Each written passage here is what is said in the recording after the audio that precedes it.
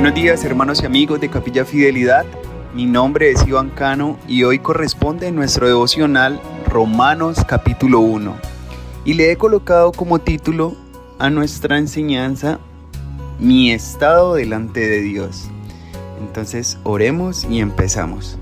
Amado Señor, te damos gracias en esta mañana por tu gran amor, Señor, por la gracia y la misericordia que nos das día tras día, Señor.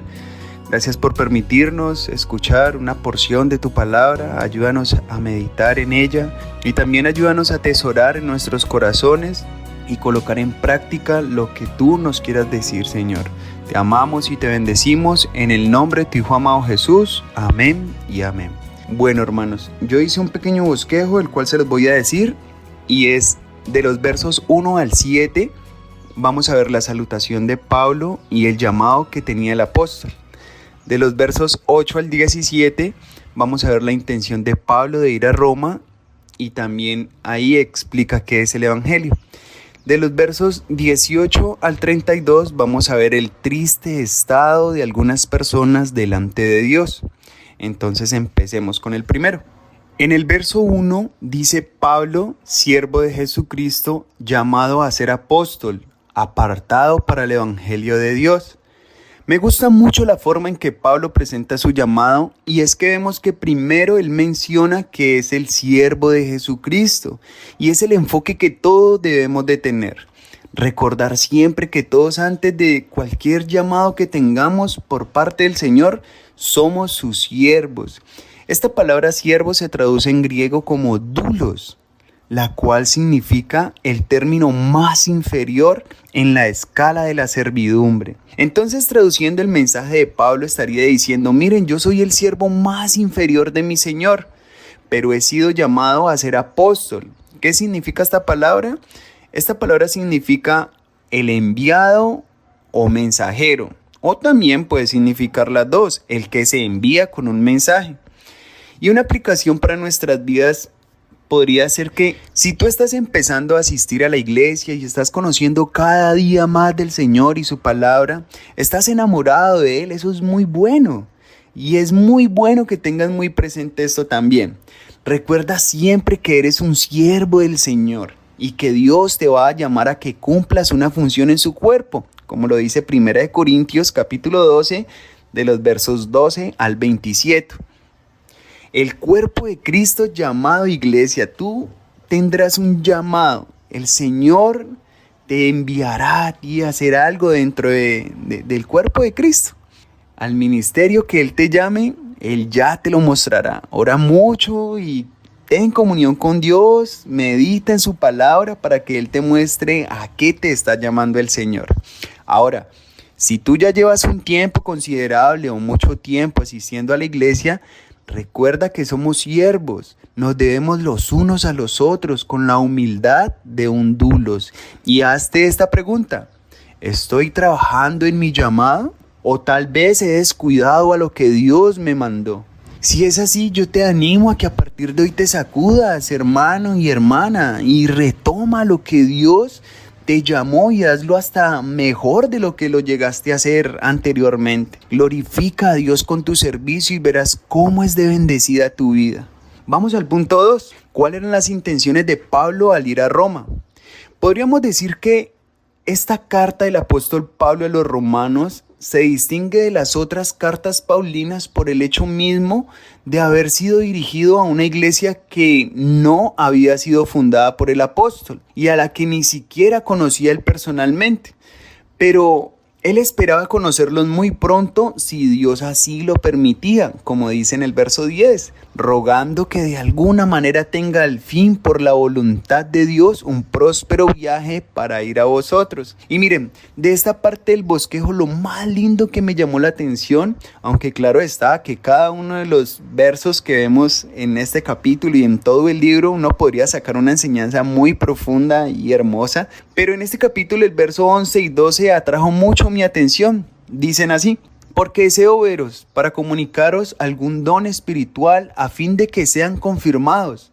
Esto es para ser mutuamente confortados por la fe que nos es común a vosotros y a mí. Pablo oraba por tener la oportunidad de visitar a estos cristianos, primero, a fin de animarles en cuanto a sus dones y fe, y que ellos también lo animaran a él. Él como misionero de Dios les ayudó a comprender el significado de las buenas nuevas de Jesús, y ellos como pueblo santo de Dios podrían brindarle a él un compañerismo genuino y también bienestar. Y es que, hermanos, cuando los hijos de Dios nos reunimos, cada uno debiera de dar y también de recibir. Nuestra fe en común nos da un lenguaje y propósito común para animarnos los unos a los otros. Y esto nos lleva a una palabra muy interesante que se llama reciprocidad. ¿Qué significa la reciprocidad? Dice en el diccionario que es algo que se da o se dirige a otro y que a su vez se recibe de éste en la misma medida o más. Entonces, hermanos, no pretendamos que cuando nosotros vayamos a ir a la iglesia, a disfrutar de la comunión con los santos, como nos llama la palabra, a solo ver qué puedes recibir. No, tú también tienes que pensar en qué vas a llevar. Y ojo, no necesariamente estoy hablando de cosas materiales. Usted sirve a otro, usted bendice a otros con sus dones espirituales. Tal vez tengas una palabra de ánimo, de consuelo, un consejo. Tal vez algún hermano necesita que tú le recuerdes una promesa de Dios. Y tú podrías decirme, pero es que yo siempre lo hago y nadie lo hace conmigo. Yo te animo, hermano, que tú no dejes de hacerlo. El Señor continúa orando en su iglesia y Él nos va formando día tras día para que lleguemos al nivel en donde la reciprocidad sea muy común en el cuerpo de Cristo. Pablo les dice a los romanos para que seamos mutuamente confortados por la fe que nos es común a vosotros y a mí. Ellos daban y recibían, y el apóstol era lo que estaba esperando de ellos. Así que debería de ser esto habitual en nuestra iglesia, y sabemos que muchas veces no se da, pero no por eso nosotros vamos a dejar de hacerlo si lo estamos haciendo. Ahora miremos el tercer y último punto. Dice, triste estado delante de Dios, y va de los versos 18 al 32. Aquí nos vamos a basar en los versos 21 y 22. Dicen así: pues habiendo conocido a Dios, no le glorificaron como a Dios, ni le dieron gracias, sino que se envanecieron en sus razonamientos y su necio corazón fue entenebrecido. Profesando ser sabios, se hicieron necios. La primera pregunta que nos debemos hacer con base a este texto es: ¿conozco a Dios? ¿Tú conoces a Dios? ¿Cómo sabes que le conoces? Tú podrías decir, pues yo voy a la iglesia los domingos.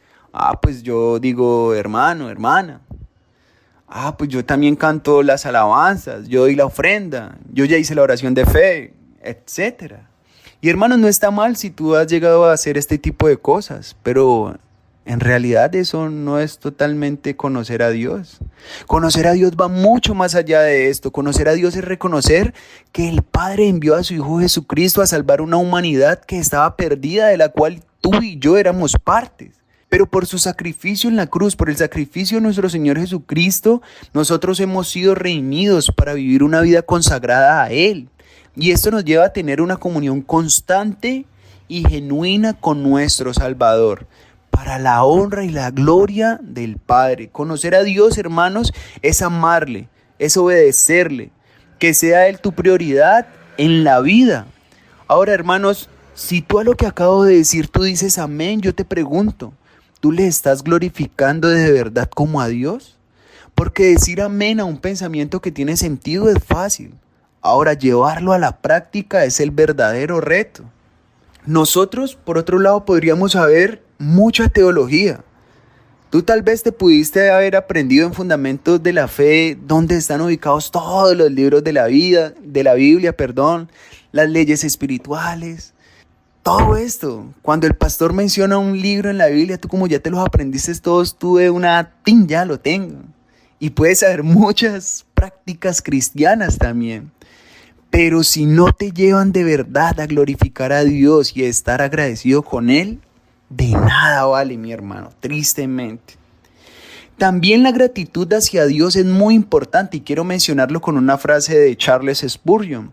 Dice así: la simple ingratitud del hombre contra Dios es alarmante. Yo no puedo decir nada peor de un hombre, más que él no agradece a quienes han sido sus benefactores. Y cuando dices que él no está agradecido con Dios, has dicho lo peor que puedes decir de él. Y es que no hay nada peor, hermanos, que una persona ingrata con las personas que lo rodean. Pero mucho peor es una persona ingrata con Dios, el que le ha dado todo. Todo, absolutamente todo lo que nosotros tenemos, amigos y hermanos, es gracias a Dios. ¿Cómo no estar agradecidos con Él? Ay, es que la verdad yo no tengo lo suficiente. Bueno, sea agradecido con lo que tienes. Seamos fieles con lo poco que tenemos. Mateo 25:23 dice: si en lo poco me eres fiel, en lo mucho te pondré. Ahora, ¿cuál es el problema de estas personas? ¿Por qué ellos no glorificaron a Dios ni le dieron gracias? Dice el texto que ellos se envanecieron en sus razonamientos y su necio corazón fue entenebrecido. Profesando ser sabios, se hicieron necios. El orgulloso corazón del hombre que cree que toda se la sabe, la desafiante carne que nos lleva a entenebrecernos, son las que nos pueden llevar a vivir en un espejismo de sabiduría, si le pudiéramos llamar de este modo. Y lo peor es que en el corazón de estas personas son sabias. Ellos creen que tienen la razón, pero ignoran que tienen un velo sobre sus ojos que no les permite ver más allá. Son necios, tristemente. ¿Qué pasa con estas personas? Ellos invierten el papel. ¿Cómo así? O sea, ellos crean un Dios a su imagen y semejanza. Y esto nos da una alerta a nosotros también, hermanos. Es absolutamente esencial que comparemos constantemente nuestra propia concepción de Dios con la realidad de quién es Dios, tal como se revela en su palabra. Nosotros también podemos ser culpables de adorar a un Dios hecho por nosotros. Nosotros podríamos empezar a decir, les coloco un ejemplo: yo no creo que Dios se moleste porque yo diga esta mentirita pequeña. Estás creando un Dios a tu imagen, a tu medida. Yo no creo que Dios se moleste porque me lleve esto del trabajo. Igual allí hay muchos. Yo no creo que Dios se moleste por esto o lo otro. Ten mucho cuidado con esto y medita su palabra para que tú recuerdes siempre que Dios te quiere a su imagen y semejanza, y no más bien que tú estás haciendo un Dios a tu imagen y tu semejanza. Dice la palabra en el Salmo 119:9: ¿con qué limpiará el joven su camino? ¿Con qué limpiará el hombre su camino? Con guardar la palabra de Dios. Entonces nosotros necesitamos estar constantemente en la palabra del Señor para vivir alineados con su voluntad. Por explicar solamente, hermanos, lo del corazón entenebrecido es tenaz, es muy fuerte, y Dios nos guarde de algún día nosotros llegar a ese estado, hermanos. Pero para que alguien llegue a un corazón entenebrecido también es porque conoció del Señor y se apartó, o sencillamente no conoció del Señor, pero desde el comienzo ha tenido una concepción de Él y ha sido lo que a Él le parece y ya. Pero el dolor que estas personas llegan a experimentar es muy tenaz. Si ustedes ya leyeron el capítulo, como espero que lo hayan hecho, yo les animo a que lo vuelvan a leer de los versos 23 en adelante y van a ver una espiral descendente de inmoralidad. Hay pecado sexual, codicia, odio, envidia, homicidio, disensión, engaño, malicia, chisme y muchísimas cosas.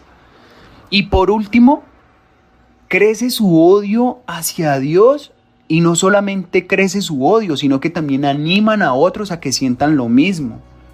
Ahora, Dios no da inicio a esta progresión hacia el mal, pero cuando las personas lo rechazan e insisten en vivir como ellos quieren, de una manera incorrecta, Él les concede vivir como ellos lo han escogido, y Dios los entrega o los hace sentir las consecuencias naturales de sus pecados. Es muy tenaz, hermanos. Cuando Dios le entrega una mente reprobada a alguien, difícilmente pueden escapar de este estilo de vida. Pero aún así hay alguien que continúa teniendo su brazo extendido para sacarlo de ahí. Y sabemos quién es, ¿verdad? Nuestro Señor Jesucristo. Él sigue extendiendo sus brazos al pecador sin importar la condición. Dice Juan 3:17, porque no envió Dios a su Hijo al mundo para condenar al mundo, sino para que el mundo sea salvo por él. Así que sin importar en la condición en que esté el ser humano, en nuestro Señor Jesucristo hay salvación. Espero, hermanos y hermanas, que este pequeño devocional haya hablado a sus vidas, haya hablado a sus corazones como lo hizo conmigo. Y sé que suena como una frase cliché, pero de verdad mi corazón ha hablado y yo espero que al tuyo también. Oremos y terminamos. Amado Dios, te damos gracias por tu bendita palabra, Señor. Te rogamos que nos ayudes a colocarla por obra. Te amamos y te bendecimos en el nombre de Jesús. Amén y amén.